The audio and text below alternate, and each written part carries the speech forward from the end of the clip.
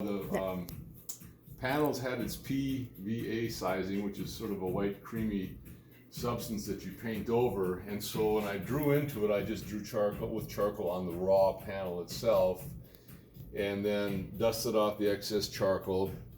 With my fine brush, I then used a bit of raw sienna and turpentine and just did this line in, and then dusted all that off, and then I let it rest for a while, and then I put the sizing on afterwards. And so what that does now, in the old days we would have used rabbit skin glue, which is getting harder and harder to come by, the really good stuff, and I don't have much of that left from years ago in Europe. So we have this new stuff that restorers are saying is very good, and I've been using it for quite a few years now, like on my little panels for like landscapes and stuff like that. So if this was a floral, I would not have done that, because what this is doing is it's locking the surface a little bit, so I'm not gonna have that as fast of absorption rate and drying time. It's gonna be dry by tomorrow, whatever I paint on here, but like without this on for floral, it'll be working as I'm painting. So I've just shut it down a little bit, and so for conservation, this is just another good thing. Then the side and the back will be urethane, so the whole panel will be completely locked, so to speak. And then of course, once the painting is done, about 6 months after, we put on the final varnish coat. On that note, turn the music off? Okay. Nah, it's good. So, at any rate, here we go. Ready for the first paint. Let me find some It's the moment. other brushes here that I have. Now, what you do, obviously, is in theory, is you paint, background, middle, foreground, the front, and all that. Now we got a lot of complex things going on here, so in essence what I'm going to do as I slowly get into it is just first get into the background.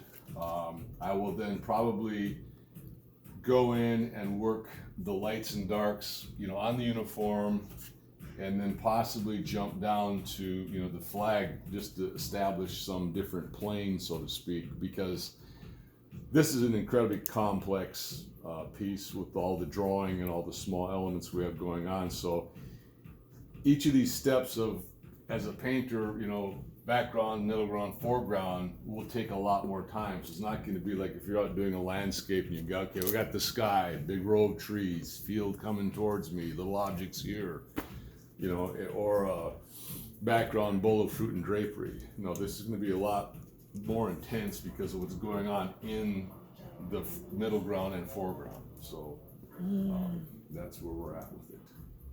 So, do you want to sit down or stand up or? No, I'm good. Okay. You can use that little ladder, however. Yeah. Ready? Teamwork. There we go. So, here we go. So what I do for first is the panel. What? I go, the panel. You just make friends with the panel. Exactly. Well, I've been kind of doing it a little different way, but now we got to start. So I'm just going to take a little bit of my white. Do you, as an artist, have any hesitation when this moment comes? Like, is there there a pause, or this is the most exciting? Like, this is the whole reason we got up. Well, yeah, because what's happened is we are now moving from the what would be the complete analytical drawing end of the piece itself, which is what you see here, to now where it's time to start changing from what would have been, in some regards, a linear thing because you look at the line, but yet with that sort of concept in mind, I'm still thinking in terms of volume. So like, even though we see these linear structures here, so whatever lines, etc., I'm thinking in terms of this space and this volume here and this piece like this. And so what I have to do, obviously, when I go for right now this beginning part, is I'm really drawing and analyzing what's in front of me. Now, yes, I'm thinking of the volume and all that sort of stuff, but not the way I'm going to start thinking about it right now, because now I'm going from the translation of this to we now need to create that reality over there on this panel in the sense of the lights, the darks, the middle tones, etc. So what we will be painting now is what light is allowing us to see. A day like today where it's a little more overcast, we've got a lot more mood going on, we've got bigger transitional passages between the light, middle ground, and dark, which is always very nice and dramatic, versus a very bright day where those fields will be different. Now, on a very bright day, it'll allow me to do a lot of fill, like for instance, well, let's just sit down and slowly work on all those little intricacies going on in here, and then on a day like today, I can sit down and go, okay, now that's how subtly the light is. And so it's going to allow me to have different days, but today, which you know, perfect, is this is the light source we're going to be looking for. And in probably some ways I might enhance it a little darker in the back just to push things back, because that's the one thing as a painter that I am allowed to do. That I'm looking at that right now. Let's say I want to have an area even slightly more diminished. Well, that gives me the option of what I suppose in today's modern vernacular Photoshop would be all about. Well, I do it for real. I have one quick question. Those aren't added, are they? No, these are a couple of actually, I suppose, little burrs in the cherry wood. This would be like there must be a miniature knot. Now, once you know the paint is over that, you'll never see. Oh, I know, but I'm fascinated with how we wound up with almost a cross and a plot. Well, like, there you go. Yeah. I looked over and I'm like, how did we wind up with and even there two crosses over the helmet? I'm like, how did we manage that? Yeah. So. But and I thought it was in the wood. I'm like, I'm pretty sure that's in the wood. You know, it was interesting yesterday. I wish I knew how to. This is actually sidebar stories related to this. But yesterday I got a blog, and if you were to look up the story, it was a 16th or 17th century Dutch still life that was discovered in a school in Australia. That this school had decided to, must have been a private school, send this collection of paintings that over the years somebody must have left to them to be cleaned and restored. And all of a sudden, I think it was Cleve or whatever. It was one of Peter Cleese and then Clever Cleve. He was another very famous Dutch still life painter. And it was a horizontal panel, not a vertical panel, but you can see the wood in the background. I told you, like, you go to the Institute, there's that Peter Cleese painting there that you can clearly see the wood panel. Well, you could see it in the photograph on my iPad. Well, it turns out they're thinking that this painting, now that this school has been sitting on for all these years, an auction is going to be worth about $8-9 million. So it's like, well, I guess it was worth taking it in to get it restored. But I mean, I know in one of our initial conversations I had mentioned to you about the wood and about the 16th, 17th century. And so when I saw the history, I thought, dang, I wish I knew how to send this image to you. But if you just Google that story, you know, famous still life found in an Australian school, that painting will pop up, and it's like it's a wonderful painting. So here we go. Here we go. This is the moment. So we'll start. Okay, right up in here. Okay, now I want a little darker, and so that's my first foray into the color, and so far I'm just using my raw umber, which is a beautiful What made color. you think it needed to be darker? Just by squinting my eyes, looking over here and looking over there. And that's one of the things I do a lot, is the squinting. And I'd rather, when I'm playing with it at first year, just to get warmed up into the panel, I'd rather go a little lighter than darker. So here we're now moving. Okay, there we go. And this is just basically called, scrubbing in the color. And this is the beginning of the first layer of what will be many layers that I will be putting on the panel.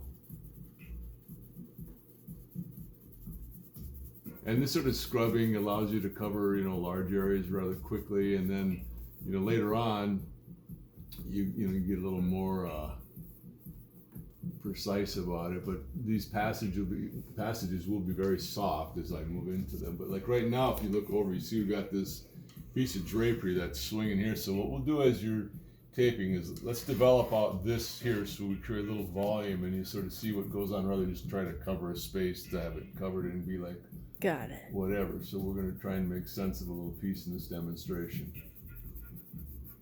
I'm trying to find my line. I just about blew it off there when I did the charcoal, so I can see it now. It's right there. Because when I started to line it in, it all of a sudden took on the same color as the knots in the wood, or like the veins, I should say. It does. Me, not the knots, the veins.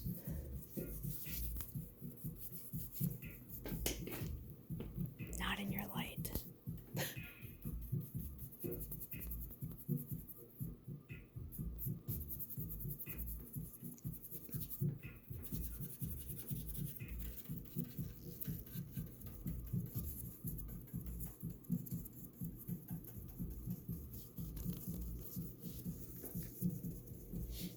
So what you can do after this is like send maybe do a couple stills and send them to Catherine right away, so we can have new from the well. Of course, I know you're gonna do Instagram, but like she put I think it's on the site now. She rechanged the front page to put up news from the studio for the portrait I had done of Lieutenant Colonel Lockhart a couple weeks ago, and I think that's up. So I think she also changed that format, so you see like all 7 of the portraits now. Nice.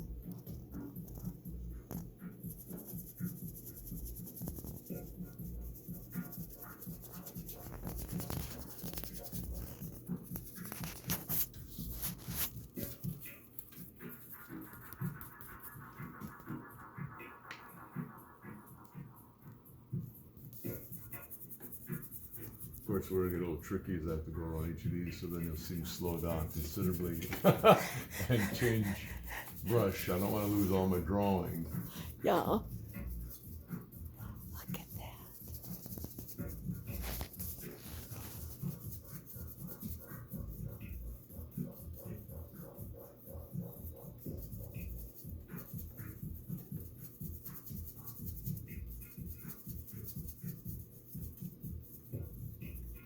Yeah, I can tell. It's interesting because I haven't on one of these panels. I've not used that PVA priming, so it's curious to see how it slowed things down a little bit, which is nice.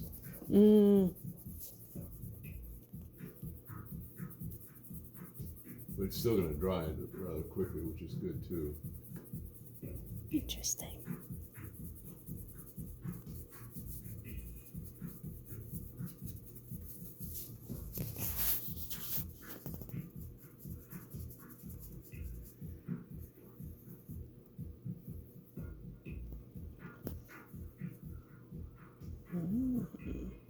Now what colors are we getting into over I'm there? still using. I added a little bit of the raw sienna, which is that one Okay, over I was gonna there. say I saw a crossover Yeah, there. yeah. There was a little bit of that in the first run also. Ah.